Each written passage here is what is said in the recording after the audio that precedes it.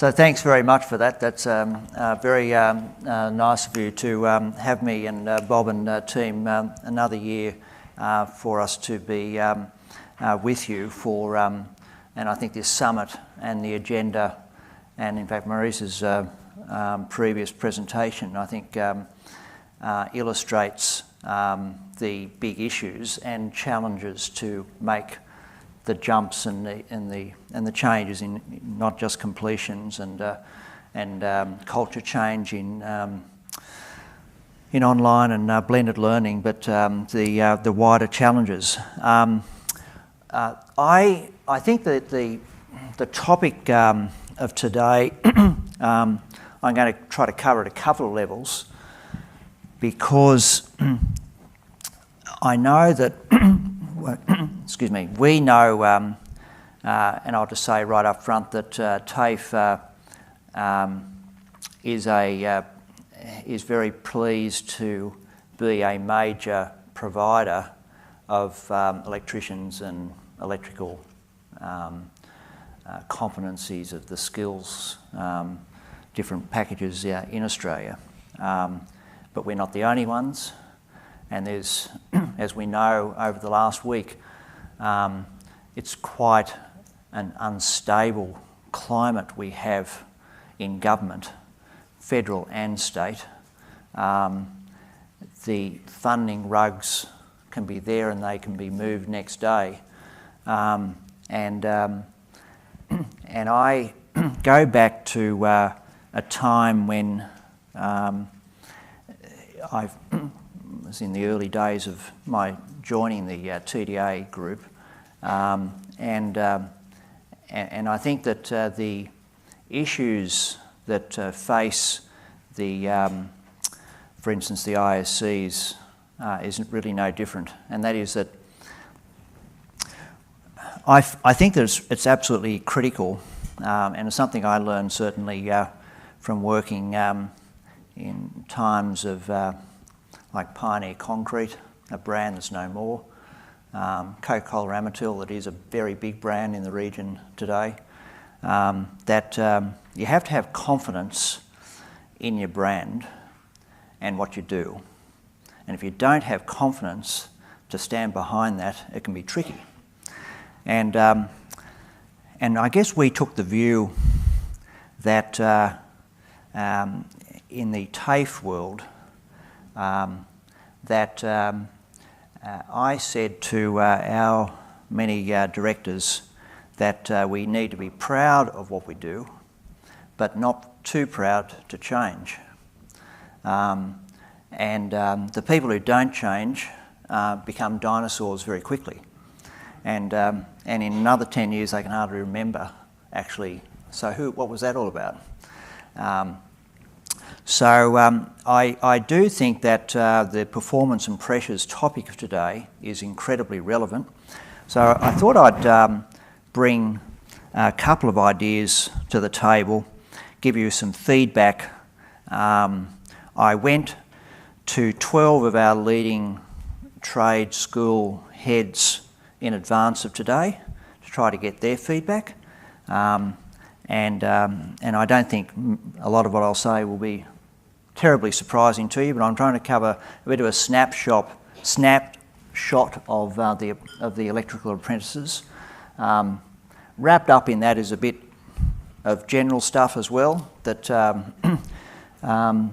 snapshot of the policy settings, most of which you'll know.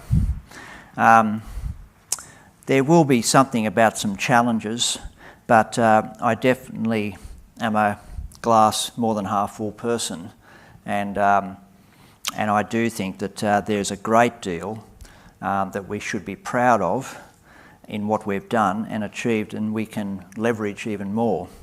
And seeing Bob in India last week as part of the Prime Minister's mission, I think even gives more opportunities. So we all know that there's been, from NCVR, a fairly sobering series of assessments now over apprenticeships in more general terms. And without doubt, a lot of this is cyclical with the economy, but also it's changing in terms of we know major privatisations are looming in a big state like New South Wales. So there's nervousness starting to flow through to the hiring of new apprenticeships. That will probably end up going down into subcontracting arrangements and be picked up, but it might be a year or two. So I do think that it is important to remember, though, that statistics aren't there to be ignored, and there is a general trend and pressure on apprenticeships, which has been a critical entry pathway to the electrical trades in Australia, and in fact in most of the major developed countries. We know that New South Wales had the largest number in training, followed by Victoria and Queensland respectively, but we also know from your own scan that your sector has stood out with increases between 9.5% to 36% in growth. Yes, there has been an impact with the mining downturn, but you've got big infrastructure projects looming. The most recent trend is still not good, which is NCVR again. But again, when you look at the statistics more closely, it's been mainly in non-trade apprenticeship commencements that have been taking the hit, and that's largely been linked with the withdrawal of Commonwealth incentive payments, and the traineeships are not on the National Skills Needs list. And as we know, there's been very significant withdrawal of these Commonwealth benefits. So you've had $1 billion under Labor and already another $1 billion effectively in program withdrawals from this government in the budget. Now you can't take $2 billion out in as many years without having a hit. And if you're in a public company today and you had $2 billion taken out of your accounts, you'd know it. So we do know it, and we're seeing the results. So it's a sobering issue, but I also think you need to take account within your own particular sector how it's affecting you. To a certain extent, without a pun intended, there are certain insulations that you've got. So as I say, glass half full, there is a bigger picture out there that's worrying, but to a certain extent, I don't think it entirely applies to you. It applies, though, can I say, to your provider community, as long as you still want to use them. And I think that that's something I'll return to a bit later. I know I've sat through many forums which I think have been heartening about when the National Partnership Agreement was being negotiated, and there was a thing called SCOTES, which is a ministerial council in those times. Again, that's disappeared. But there was, really heartening words that yes, we want a public provider network, we want TAFE. I think it was even written into the agreement somewhere. I wouldn't want to take it to court, as the words are pretty rubbery. But at the end of the day, the provider segment, public and private, is really skirting on very marginal priced training today. And I've just sat through a committee with vice-chancellors on the Pine higher education changes, because there's about 6 or 7% of so-called non-universities, which we call cutely, which offer higher level qualifications. And the difference, to give you an illustration, Deloitte's Access Economics was asked to do a quick assessment of what the costs were of preparing and creating a degree in a non-university versus a university. Actually, the universities could hardly come up with the figures, which says a great deal. But the reality is that while there was obviously vast differences in cost because of scale, in fact, there wasn't very much difference per unit in terms of the costs, and the margin was equally thin, actually. So this is not just a TAFE story. This is a provider story in Australia. So, and I think that it is illustrative of the challenge that although you've got at an industry level policies where you're seeing pressures on the trades to a certain extent, that's starting to hit in some of our institutes apprenticeships in electricians, but the capacity of the providers to reinvest behind is becoming ever increasingly slim. And I actually think it also raises a bigger issue about how this government's other idea of enterprise colleges will equally be sustainable, because I can't see the money. In terms of, and your office has helped a bit with some of this figures as well, so my thanks, but the commencements, the blue line, is starting to see a dip. We've seen and heard that the retention is improving, so you've seen improvements of those in training.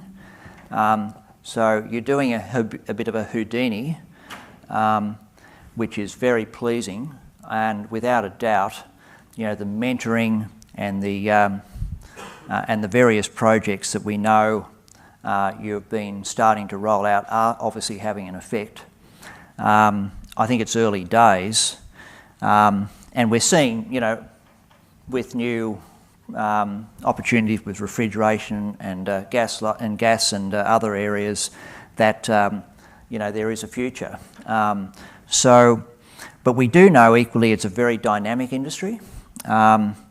It's full of SMEs and larger, and you've also got the challenge really that with the provider community, whether they be public or private, you really need to migrate to online and flexible learning. That's a culture issue I know more than ever with walking into a TAFE board many years ago. But even that board, we've gone through two or three iterations now, completely different to what it was, and I think you'll end up finding the same. It raises, I think, I know one of our people from one of your validation committees from the EMAP work has indicated to me the other day when I was talking to them that you know, there is, even in Tasmania, I think, a very significant you know, pressures on that change. But I think it is. I think it's moving. In terms of some of the challenges for the apprenticeships, there is complexity of the system across jurisdictions, and we're becoming more fragmented, not more national.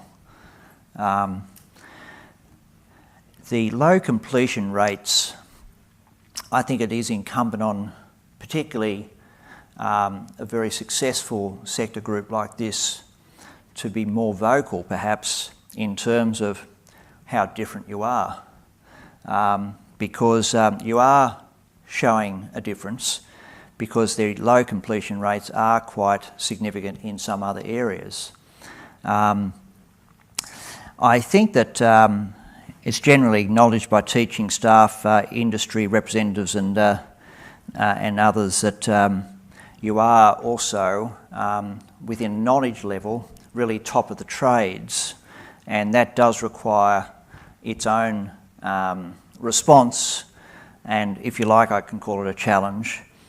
I mean, I guess it's a wider STEM knowledge and digital knowledge problem, though, isn't it? Interestingly, on the same few weeks as the federal government have also disbanded the Australian Qualifications Council, we know that the disconnect potentially, or the mismatch between certain areas and the qualifications framework is pretty pronounced. So, for instance, some of our teachers had mentioned that the knowledge components in the Certificate 3 in electrotechnology versus, we're really much more at a level of level 4 or 5 in AQF. And so you've got the challenges of foundation skill, and we know, and I think it's something which is a pretty alarming figure, almost 40% of trade students generally, in a recent survey that was done across our network, were found to have foundation skill problems. So that's a very significant amount, and that's unfunded. So even Australian Industry Group and others have articulated the need to do proper funding of foundation skills. We also know that the investments of the Gillard government in uncapped places for university also put a lot of pressure on your potential students, because many of them didn't go to you. They went to university instead. We now know that with 20% unemployment in the first year of many graduates of universities, that many are now coming back to try to get a trade. Let me say, I'm sure I'd be speaking for many of you, it's not too late for them to think about your industry either. But we need to think about how that might happen, actually. I know when I also spoke to the Northern Sydney Institute of TAFE, they've got 25% of their many courses are those who are graduates now. But are they graduates of your industry? And if not, why not? So the feedback out of those challenges, though, was that there was a great deal of value in the Energise Oz project. The readiness assessments for literacy and numeracy were really seen as top class. The regulatory burden on providers, Ian Macfarlane, the Minister, touched on yesterday. There's an uneven spread of regulatory burden, I think, between the major public and private providers and the smaller providers. Now that actually might be, if you want to be ruthless about it, in the short term of an advantage to switch to a smaller provider. But it is something we're trying to shake some gum trees about Canberra to remind them about this issue. We've just had some legal work done on ASQA, and we actually have a paper going to Minister Macfarlane on Monday to reinforce that actually ASQA has the powers and not being used for proper delegations and self-governance of major public and private providers. We've reminded that in a case of, I think, Greg Craven, who's the Vice-Chancellor of the Australian Catholic University, when he hopped up and down about the TEXA arrangements when the higher education regulator was introduced, he said, well, we've got corridors of people in the university who just look after regulation, and then you've got another line of corridors in TEXA looking after regulation. Do we need both? And we certainly, and I certainly know that in many of our TAFEs, we have still corridors of people looking after regulation and trying to deal with organisations like yourselves, and we'd like to actually make sure they focus on that and actually not have another group called ASQA trying to do the same and look over your shoulder, or give you 2 days' notice with a team of 10 arriving on Skills Tech Australia's doorstep and saying we're doing a spot audit, and stay there for 2 weeks and completely tie down the organisation. and then give you a clean bill of health. Well, thank you very much, but I'll send you the bill. So when we say regulatory burdens, I mean we do have regulatory burdens, and we similarly would like as much support as we proceed in trying to unravel some of those issues. There's been a bit of, I think, tension at the edges between providers and ISCs about churn of packages. I understand, though, in an area like your own, that often goes down to safety and also technology change. But it does change issues like teach-out requirements. We run a national tuition assurance scheme, which is for public and private, and I know for a fact teach-out and course closures, not so much in trades but in other areas, can be a real issue. In terms of having a relationship with the provider community, we certainly are very much in favour of trying to create some protocols on when packages might be updated.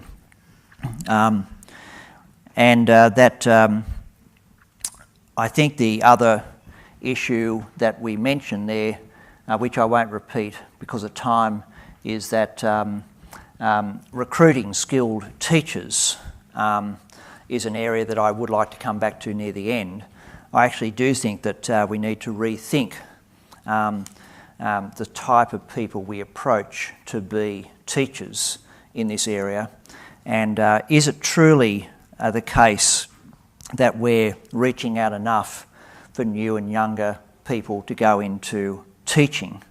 And it's certainly something I saw when I was over in the States in the community college system, about 20% of which have technical and trades now as part of it, often by requirements of their state governors because they've been operating really as with other type of products as college post-school rather than in technical. But the issue there, though, is that industry, maybe because colleges are a bit smaller, but industry have a much closer relationship with their local community colleges than I see here.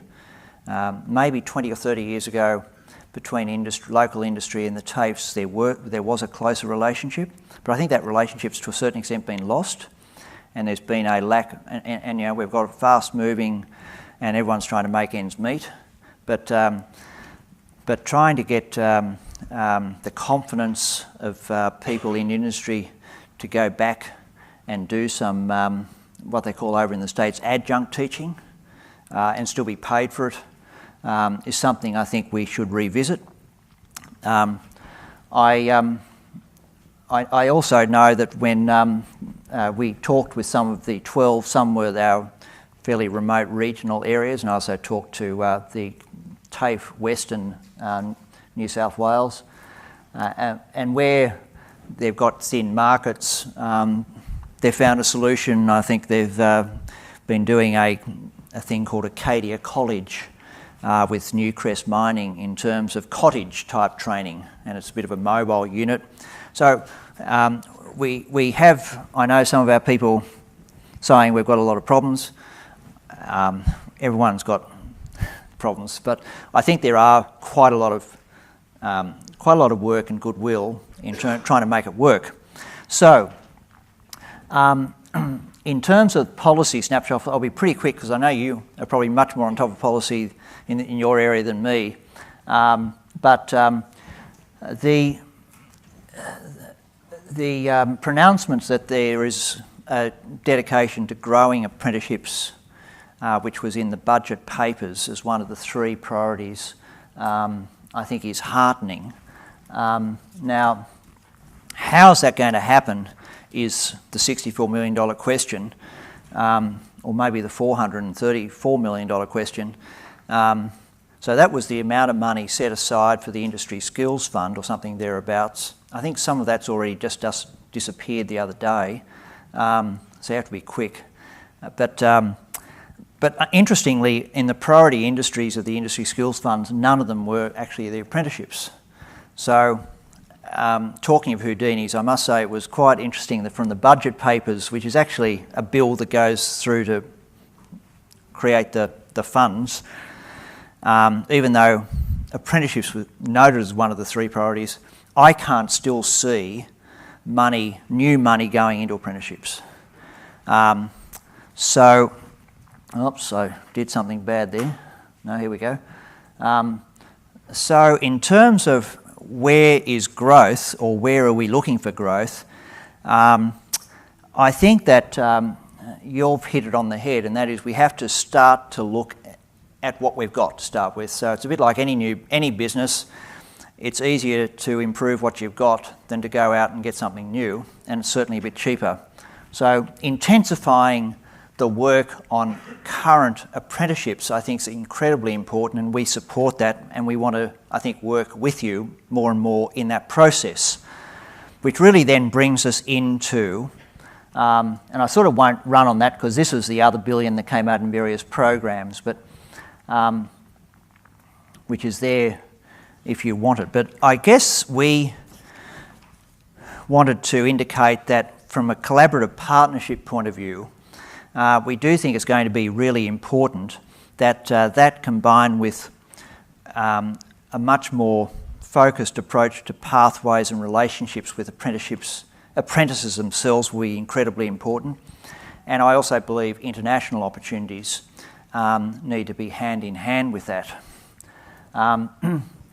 So let me excuse me, speak briefly about the vet and schools, because this really is a ready community that's waiting to be tapped. And now there has been, without a doubt, a lot more students in years 11 and 12 enrolling in vet and schools. And if you go up and down the east coast of Australia anyway, it's almost 50% of students now in years 11 and 12 that have enrolled in a vet and school subject. Now that's an incredible change. And not the least, it's interesting because in the last few years, while the state governments all over Australia and territories have legislated that every student has to stay at school till 17, they haven't changed the curriculum. However, they have allowed enrolments in vet and schools.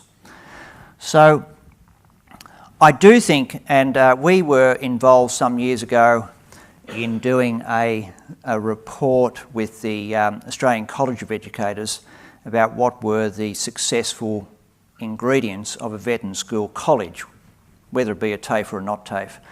I think it was a learning exercise from us, but certainly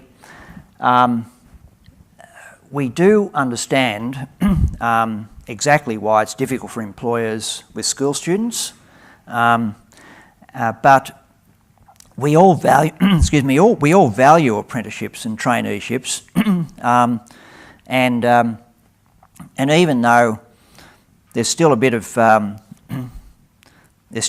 uncertainty because Susan Lee, the Minister responsible for vet and schools, has referred to the Productivity Commission, the trade training school centres that Gillard had started to fund, which was mainly those schools that are putting in some trade training centres.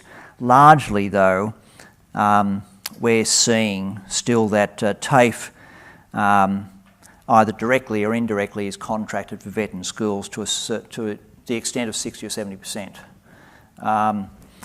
And we would definitely like to create a little bit of a working group with EOS in terms of how we might do some much more intelligent, focused strategies to realise Susan Lee's mission, which was to double vet and schools in 5 years, and whether that could include electrical apprenticeships. I do think that we end up having to deal with the government we get, and even if there is a change in a few years' time, there may not be much change at all. So let's assume that that is a mission of the Australian government to double vet and schools in 5 years. And my concern is that we would see that doubling happening outside the licensed areas. Now, we we probably should move on, but I'm happy to take questions on that issue. The partnerships issue, I know that you've really hit on this issue of migrating to more online and self-learning and assessments. The tailored curriculum issue is a major problem, I think, for other industries particularly. But I have to say that in relation to veteran schools and certainly in relation to partnerships, I think that there's been at the heart of the structural problems in apprenticeships generally, the removal of group training support has been fundamentally the mistake. And I think that if we have a very motley group of SMEs who are under a lot of cost pressures and really are a bit nervous about signing on an extra apprentice, it's blindingly obvious with a quality group training structure not to try to use it better. We certainly think that group training is something we should go back to more seriously and maybe be more at the heart of these partnerships so that we can build some more coherent funding and longevity into both how veteran schools might operate and because we don't want to call it institutional learning, but we do believe that there is some opportunities, particularly since foundation schools are otherwise not funded. So realistically, while someone's still at school and there is still some funding, that we might better use that time and prepare students into licensed areas like electricians. So my final note is on offshore. I lived in Singapore for 7 years and I've worked in industry a fair bit.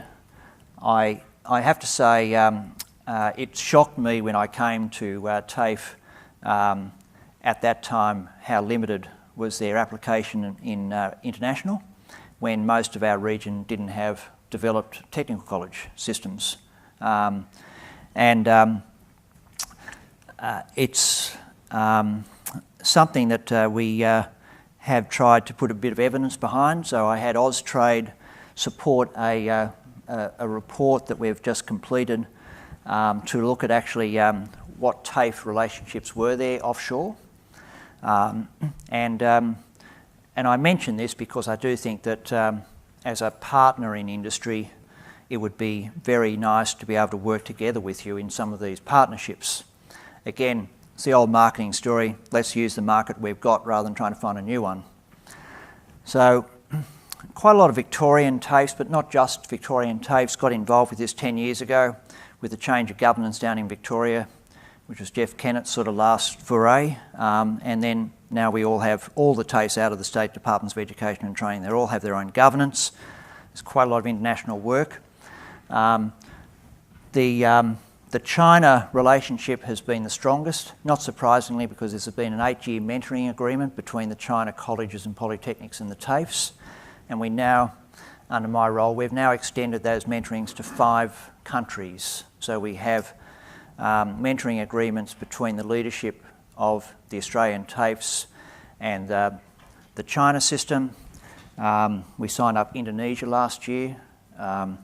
We have a relationship also with Taiwan, and we've added India and public and private, and we start with Myanmar next year, particularly in oil and gas.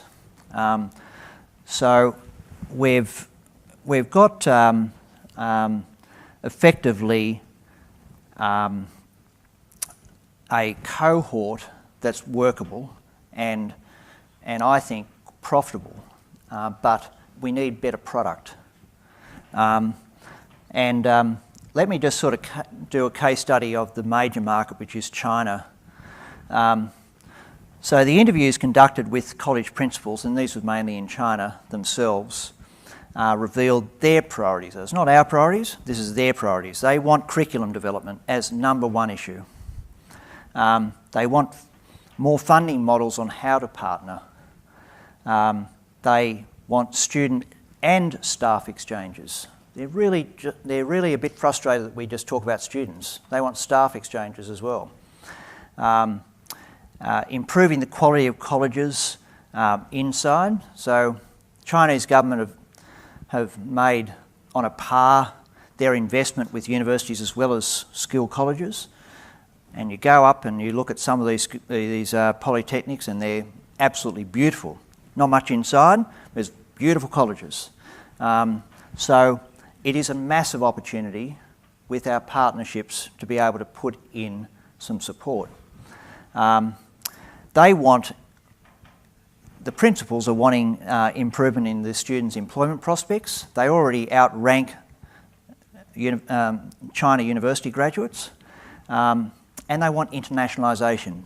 It's by decree. So I think that within our ambit here, I'll just sort of say that I do think that we've seen in the past, and I know Bob Taylor has raised this, that this is an issue in transition, but we certainly have had approaches, certainly most recently from the Indonesia Polytechnic system, which is undergoing a $700 million ADB, Asia Development Bank loan to upgrade them. And they're going to create another 150 technical community colleges auspiced to the polytechnics over the next 3 years. That they are wanting a better capacity for safety of their trade skills.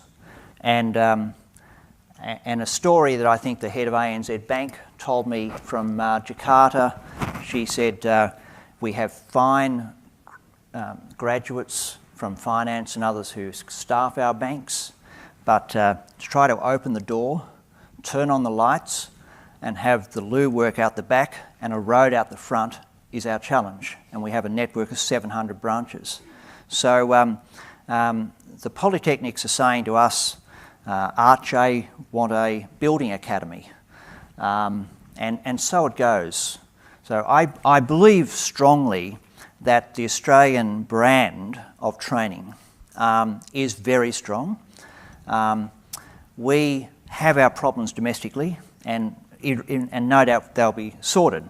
But I do think that we need to quite quickly grapple with these challenges and turn them into opportunities. And I do think that we need to be much more coherent in our partnerships. We would very much like to pledge that as part of today, and that's really why we do think that if we're going to be a quality provider, we need to be able to stand up and be confident about that, and share how we can do it, not just here but abroad. So I hope that's of some help. Thank you.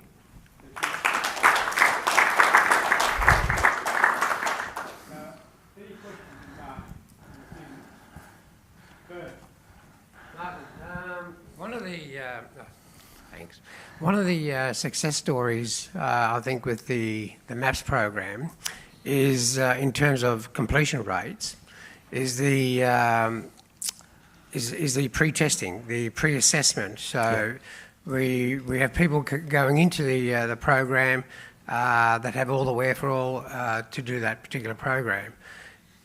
In TAFE generally, that you don't have a pre-assessment program as such. Yep. So teachers have to basically take all comers in the door. Whereas universities, they definitely have a benchmarking before you can get into the university. Do you believe TAFE will ever get to the point where they will pre-assess their students before they go into a course? Well, it could be it could be something that might need to be re-looked at when we've got effectively reward payments under the National Partnership Agreement dependent on completions, and the two don't tango, as we know at the moment. American community colleges, they have an entry test. You don't have to take it, but if you do take it and you pass, you can have any of your associate degree subjects then count towards any further degree or other programs. Now, if you don't take the test, none of that work can be accredited. So it is a force there that actually, and people often take 3 or 4 goes at trying to get that test, that pre-assessment test. I think that one of the ways potentially to have a go at that is that it could potentially be incorporated into some reformatted even Benton schools, that it might result in some sort of incorporated test in the final story. But somehow or other, I think if we're finding 40% of entrants into a TAFE have basic foundation skill problems, and foundation skills is not funded, then the results of that training package will suffer, because we'll say, oh, there's all this non-completions, especially in the first year. So it stands out.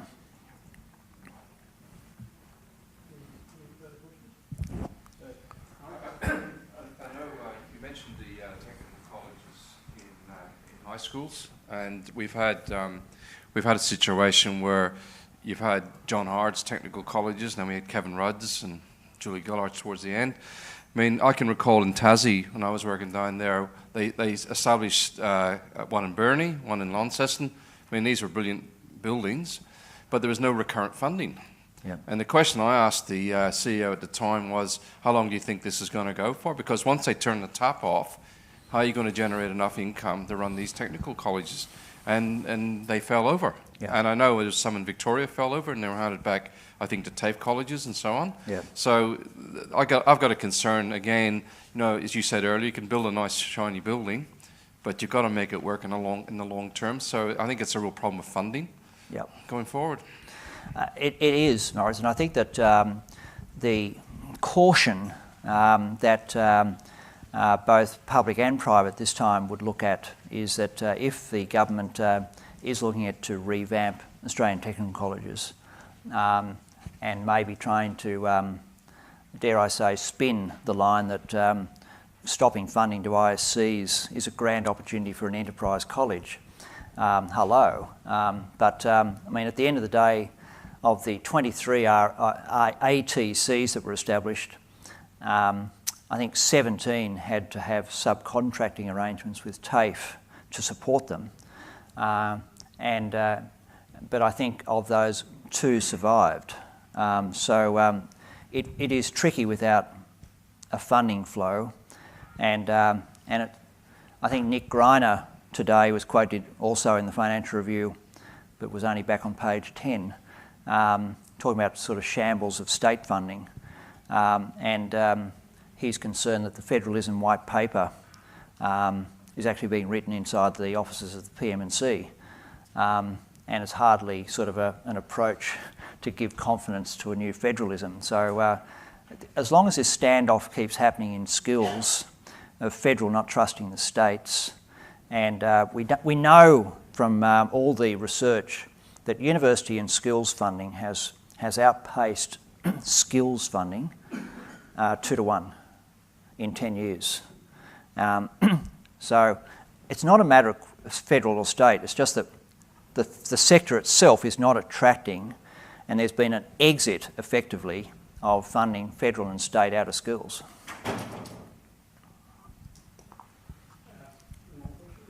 Yeah, thanks, Martin. Look, yeah, really great talk, quite inspired by some of the things you've got to say, and certainly from our industry's point of view, be really keen to engage in the aircon refrigeration space.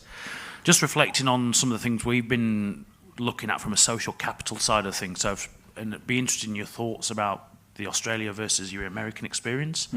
Having seen decline and read a couple of books about decline in social participation in the US, and I get the sense that that's now increasing, and you're saying there's quite good relationships between industry and the training sector. We as a professional institute, we're an IP broker or curator. Mm-hmm. We rely on volunteers to provide input to us. We also get requests from skills councils, TAFEs, colleges to sit on boards or advisory panels. And we're seeing this bigger and bigger fragmentation, but there's less and less people have got the time to give. Any thoughts about how that sort of social impact, those social aspects might play into this? Well, I thought that the method, and it's something that Skills Tech in Queensland has picked up, which I thought was quite useful. So how some of the colleges I saw in the States have approached this is that they haven't relied on just their main board as their approachment or collaborative board. They've actually broken it down into each faculty units, if you like, and they have their own industry-led councils, and it's something that the Oil and Gas Institute over at the Challenger TAFE in Perth have created with Honeywell and